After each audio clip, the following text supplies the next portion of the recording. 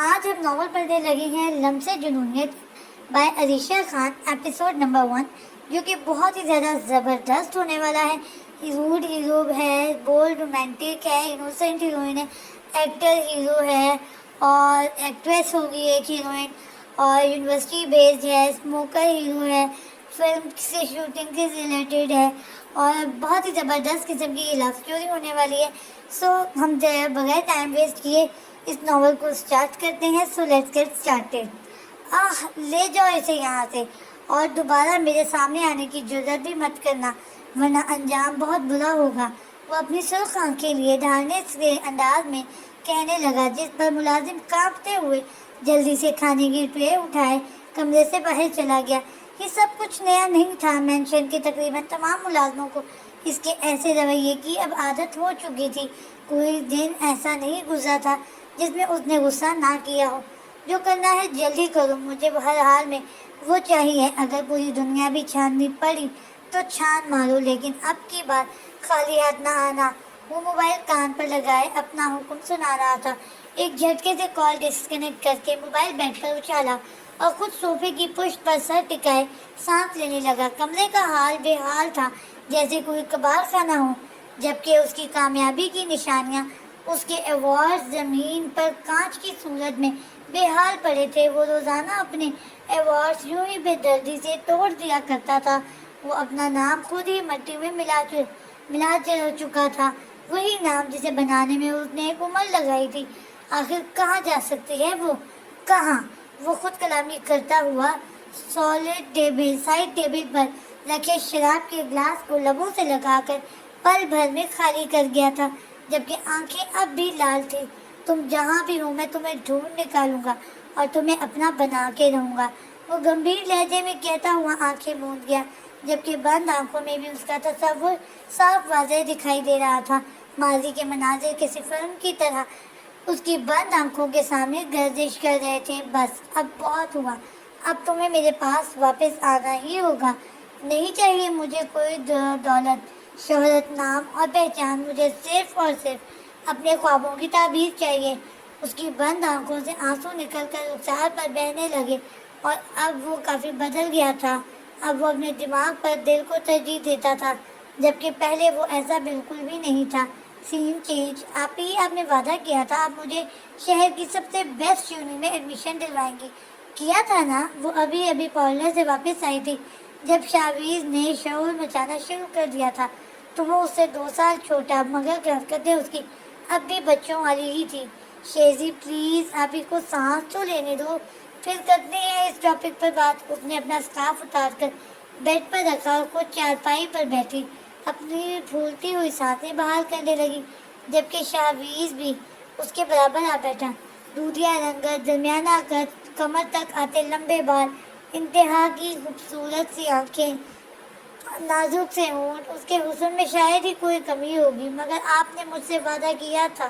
وہ پھر سے ضد کرنے لگا، جس پر تعبیر نے سنجیدگی سے اس کی طرف دیکھا، جو اب معصوم سی شکل بنائے اسے تک رہا تھا۔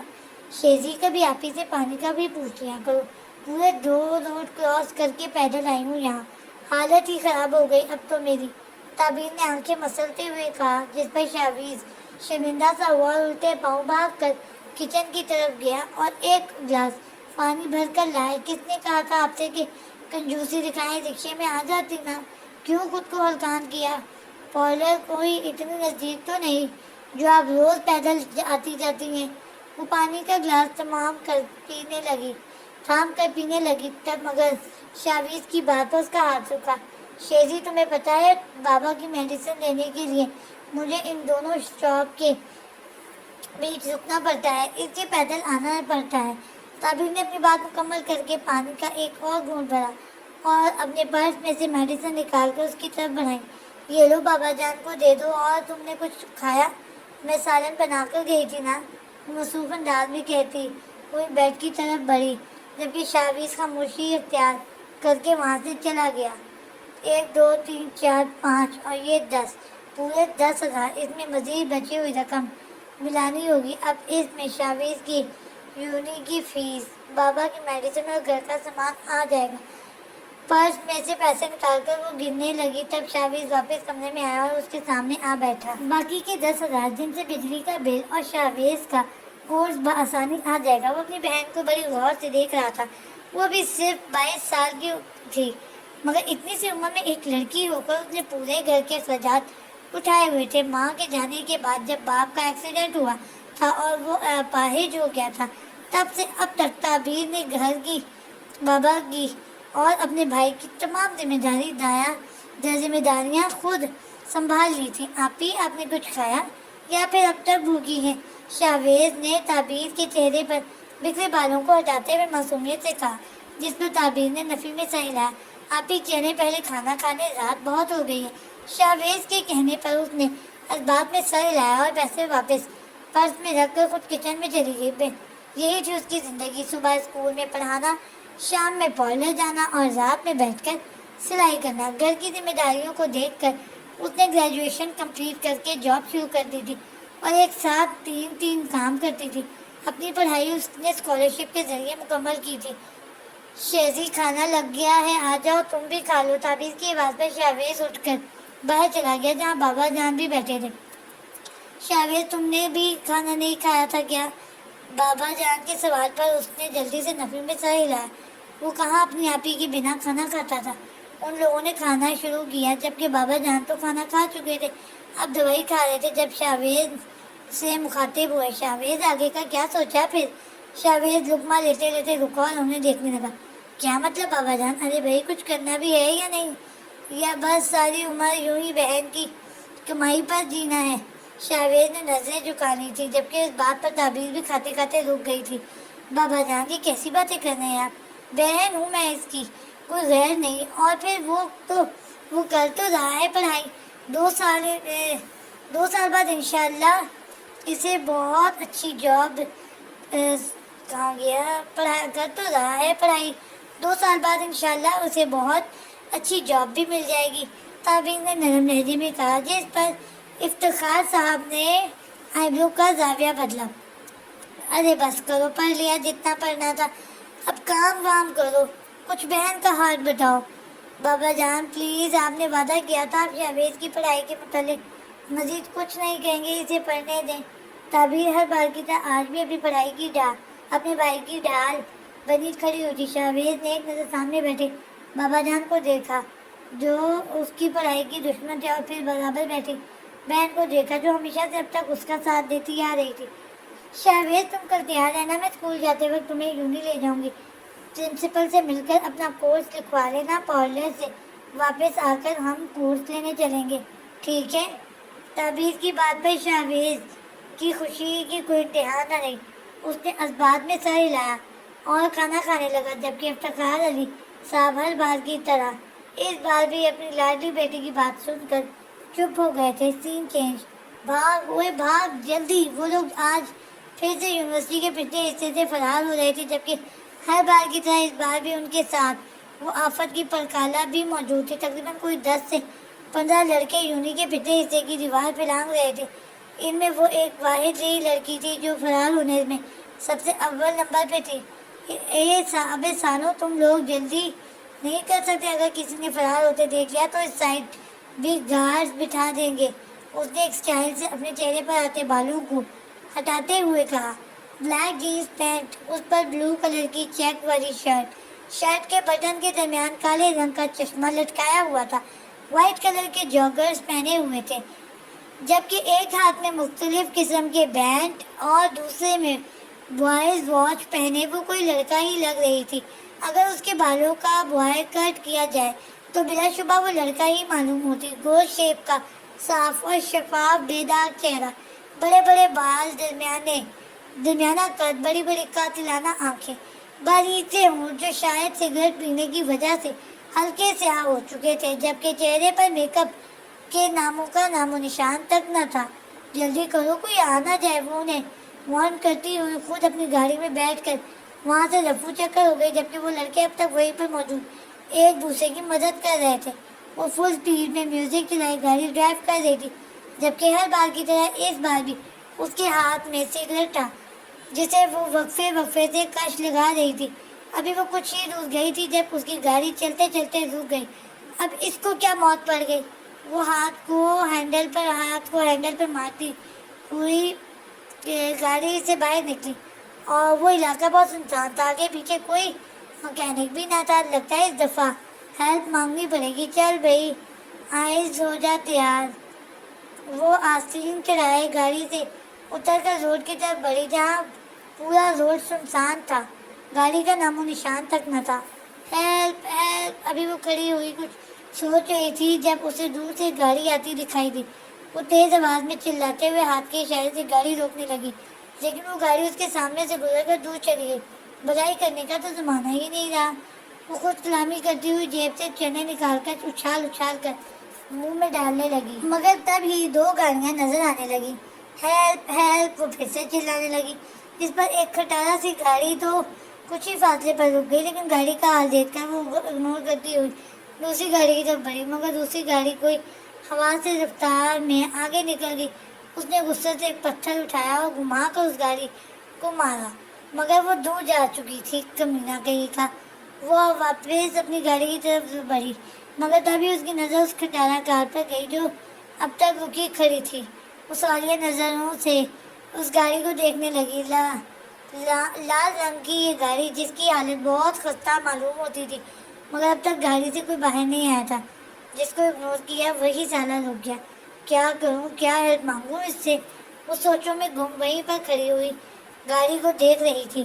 سین چینج. وہ اس وقت نشے کی حالت میں تھا جب اس کا فون رنگ ہونے لگا. بمشکل بستر سے اٹھ کر وہ لڑکھڑاتے قدموں کے ساتھ چلتا ہوا ڈریسنگ ٹیبل کے پاس کھڑا ہوا. ڈریسنگ پر رکھا ہوا موبائل جس میں مینیجر کا نمبر چمک رہا تھا اس نے کال پک کر کے کان پر لگایا.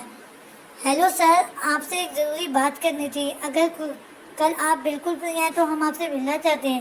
دوسری جانب سے آتی آواز کو بیزاری سے سنتا ہوا وہ واپس بیڈ پر جا گرا.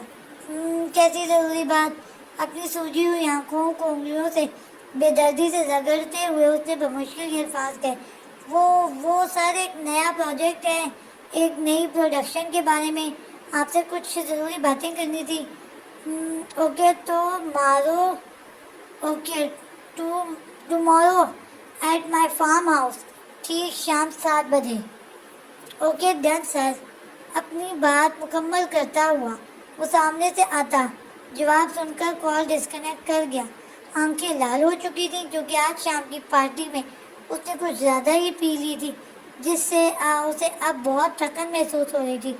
گڈ نائٹ ایڈی سویٹ ڈریمز. کچھ خود کلامی کرتا ہوا وہ نیند کی وادیوں میں چلا گیا. اس بات سے انجان کہ کوئی اس کے کمرے میں نہ صرف داخل ہوا تھا بلکہ اس کے مقابل اپنی باہیں پھیلائے اسے تک رہا تھا. سین چینج. دوپہر کا وقت تھا جب وہ یونیورسٹی میں موجود تھا. پرنسپل سے بات کر کے وہ پورے یونٹ کا جائزہ لے رہا تھا. آج وہ بے حد خوش تھا. نہ جانے کس طرح سے اس کی بہن نے 3-4 سال سے پیسے جوڑ کر اسے آج سب سے اچھی یونیورسٹی میں ایڈمیشن دلوایا تھا. پڑھائی ہمیشہ سے ہی اس کا ڈریم رہی تھی. یونی اتنا زیادہ حسین ہوتا ہے میں نے کبھی لائف میں بھی نہیں سوچا تھا. وہ کندھے پر بیگ ٹانگے کینٹین کی طرف بڑھ رہا تھا جب اس کی نظر آڈیٹوریم کی طرف گئی. وہاں بہت سے اسٹوڈنٹ کھڑے ہوئے تھے جیسے کچھ ہوا ہو جبکہ وہاں سے اٹھتا ہوا دعاؤں سے مزید تجسد میں ڈال رہا تھا. وہ بھاگتا ہوا اس طرف بڑھا. سب لڑکوں کے بیچ سے جگہ بناتا ہوا وہ منظر عام پر پہنچا جسے وہ آگ سمجھ رہا تھا. وہاں ایک ساتھ بہت سارے لڑکے گول دائرہ بنائے بیٹھے سگریٹ پی رہے تھے. یہ سب وہ عجیب کیفیت میں مبتلا ہو گیا. آخر کیا تھا یہ سب. وہ لڑکے کیا کر رہے تھے. یہ سب کیا ہو رہا ہے. سبھی لڑکے شور مچا رہے تھے جب شاویز نے ایک لڑکے سے پوچھا سگریٹ ختم کرنے کا کمپٹیشن. وہ لڑکا اسے بتاتا ہوا واپس باقیوں کے ساتھ شور مچانے میں مگن ہو گیا جبکہ شاویز کا اب دم گھٹ سا رہا تھا. وہ وہاں سے بڑی مشکل سے نکلتا ہوا باہر کو آیا جہاں ٹھنڈی ہوا چل رہی تھی. صحیح کہا تھا آپ ہی نے. یونی کی لائف بہت مشکل ہوتی ہے. اللہ بچائے ایسے لوگوں سے. وہ ٹھسکے لیتے ہوئے بینچ پر بیٹھا بھی وہ ایک ہاتھ سے سینہ مسل رہا تھا جب ہی کسی نے اس کی طرف پانی کی بوتل بڑھائی. जिसे वो सवालिया नजरों से देखने लगा। Scene change. वो स्टेशन से चलती हुई उस खटारा कार की तरफ आई जहाँ अंदर कोई ना था, मगर जब पीछे नजर पड़ी तो कोई पीछे वाली सीट पर मौजूद टांग पर टांग रखे, मुंह गैप से ढके, सीट की पुष्ट पर सर रखे आराम फरमा रहा था। सुनो, वो आंखें छोटी करते हुए अंदर झांकने लगी, मगर अंदर बैठा शख्स तो जैसे उस दुनिया में ही ना था। हेलो, वो फिर से कहने लगी, मगर वो टस से मस्त ना हुआ। ओ भाई, जब हेल्प ही नहीं करनी थी तो गाड़ी क्यों रोकी? आइजल गुस्से से कहती हुई गाड़ी की टायर पर एक जोरदार लात रसीद करती हुई मुड़ने लगी, मगर तभी किसी की ढाल पर चौंकी। डोंट कॉल माई भाई, डोंट कॉल मी भाई, अंडरस्टैंड? गुस्से से कहता हुआ फिर वापस अपनी पोजीशन पर टिक गया, जबकि वो कहाँ जाने वाली नजरों से अंदर बैठे शख्स को देखने लगी। बदतमीज कहीं का, बात करने की तमीज तक तो नहीं। वो दांत बजाती हुई मुड़ने लगी, मगर फिर से रुकी। तुम्हें तमीज है तो तुम कर लो बात, सिंपल, सपाट लहजे में कहकर वो अब तक पुरसुकून लेटा आराम फरमा रहा था। बेशर्म, अल्हम्दुलिल्लाह बचपन से हूँ। इस बार वो पैर पटकती हुई कार की बिल्कुल करीब आई और दरवाज़ा खोलने लगी, मगर वो अब भी पुरसुकून था। आइजल ने एक झटके से दरवाज़ा खोला और हाथ अंदर करके उसके मुंह पर से कैप हटाया, जिस पर वो एकदम उठ बैठा और उसे घूरने लगा। गोरी रंगत, जिस पर हल्की सी दाढ़ी, चेहरे पर बिखरे बाल, पुरकशी गहरी काली आंखें जो नींद की कमी से लाल हो रही थी, बड़ी बड़ी पलकें। वो इतना हसीन था कि बआसानी कोई भी लड़की उसके शहर में जकड़े जाए, मगर उसका हुलिया कुछ अजीब सा था। घुटनों से फटी हुई ब्लू पैंट जो धूल मिट्टी की वजह से काफ़ी मैली हो चुकी थी, साथ ही वाइट कलर की शर्ट जिसके सीने पर से 2 बटन खुले हुए थे, गले में पहना हुआ लॉकेट जबकि कॉलर खड़े किए हुए थे, मिट्टी में जड़े वाइट जॉगर्स, उंगलियों में मखसूस अंगूठियां पहने वो कोई अजीबोगरीब गुंडा ही लग रहा था। आइजल को उसकी कार के अंदर से सिगरेट की इंतहा की बू आने लगी, जबकि उसकी कार में कुछ जली हुई सिगरेट भी पड़ी हुई थी। ए मैम, प्रॉब्लम क्या है तुम्हारा? वो अपने हल्के से होंठों को खुजाते हुए पूछने लगा, जिस पर आइजल ने बुरा सा मुंह बनाया। तो आइजल ने उंगली के इशारे से कहा, जिस पर वो उससे सवालिया नजरों से देखने लगा। जब तुम्हें हेल्प ही नहीं करनी थी तो यहाँ गाड़ी क्यों रोकी? वो दांत बींचते हुए कहने लगी, आराम करने के लिए, मगर उसका जवाब सुनकर वो चौंकी। क्या आराम? यस। वो फिर से अपनी कैप को मुंह पर रखे, आंखें बंद किए बैठ गया। तुम्हारे कहने का मतलब है तुम यहाँ मेरी हेल्प करने के बजाय खुद आराम करने के लिए रुके हो? वो बेयकीनी से कहने लगी, जिस पर वो कैप हटाकर उसकी जानिब देखने लगा। कैसी हेल्प? ये मेरी आराम करने की जगह है, मैं यहीं पर आराम करता हूँ मैडम, समझी? अब हटो यहाँ से। मुझे आंखें दिखाता हुआ हाथ बढ़ाकर गाड़ी का दरवाज़ा बंद करने लगा, जिस पर आइजल ने बीच में टांग अड़ाई। ये कौन सी जगह है आराम करने की? मेरी मर्जी, मैं कहीं भी आराम करूँ, तुम्हें इससे क्या प्रॉब्लम है? वो बदतमीजी से कहता हुआ उसे सर था पैर तकने लगा। उसे वो लड़की नहीं बल्कि गुंडी लग रही थी। प्रॉब्लम है, बीच रोड पर गाड़ी रोक कर तुम आराम फरमा रहे हो। वो दोनों हाथ बांधे, आईब्रो का जाविया बनाया, उस पर मुसल्लत हुई खड़ी थी, जिस पर वो एक झटके से उसके करीब आया। अगर मैं कहूँ ये रोड मेरे बाप का है तो फिर? वो सपाट लहजे में कहता हुआ उसकी बोलती बंद कर गया। उसने गलत बंदे से पंगा ले लिया था, अब वो पछता रही थी उस बदतमीज पर अपना वक्त ज़ाया करके, जबकि वो उसके बेहद करीब उसके चेहरे के एक एक नक्श को देख रहा था। जारी है।